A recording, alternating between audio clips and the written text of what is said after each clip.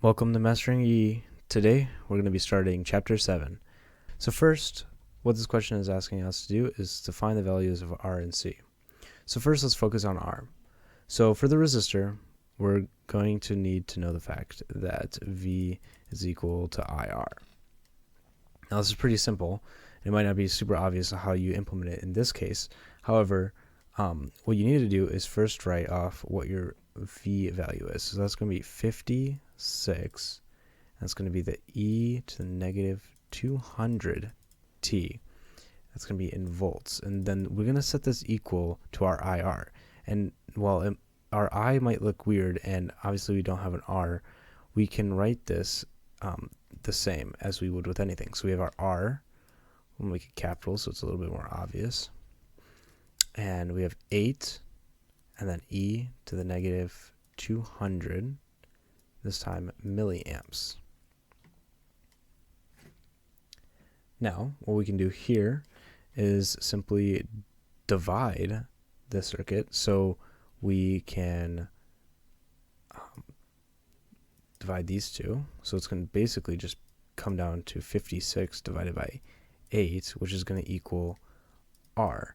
And this is going to be obviously in kilo ohms because it's milliamps. So R is just going to equal, I believe that's 7, as long as I didn't fail elementary school,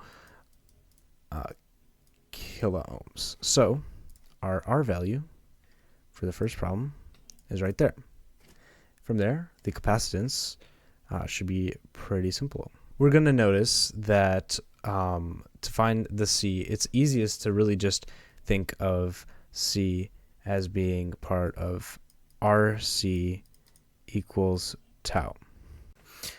And we'll note that tau is actually given to us. Now, it is a little bit hidden, but we can see from E to the negative, and then we're going to have 1 over, and then this is going to be our tau, so times T. We actually just put the T up there, but we can put that as RC.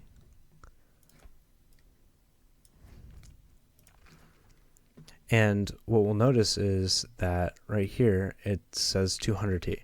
So tau is just going to equal 1 over 200. And this actually solves question B inadvertently. But yeah, so this is, I guess, question B, but this is how I would solve the problem anyways. And we can note that tau is equal to RC, and if we just simply divide C into this, or sorry, R into this, we can find C. So what I'd do would be 1 over 200 times our R value, which is going to be 7 kilo ohms, and this is going to equal about 0.7143 microfarads on our capacitor. So this is equal to C. So now we have found R, C, and even tau. Last thing we need to do is determine the time required for the voltage to decay half of its initial value at t equals 0. So if the value of the voltage at 0 is equal to 56, half of that, so half of 56 is equal to 56 e to the negative 200t. So its initial value, of course, being 56, so half of that is going to be equal to whatever time is here. So we can simply take this and divide both sides by 56, so we can just really say 1/2 is equal to e to the negative 200t. I don't really like that negative, so we can honestly just flip these sides. So we could just say 2 is equal to e 200t, and then we could take the natural log of both sides. So we will get ln 2 is equal to 200 and then our T. So in this case, our T is going to equal ln2 over 200, which should be about, if I type this in my calculator correct,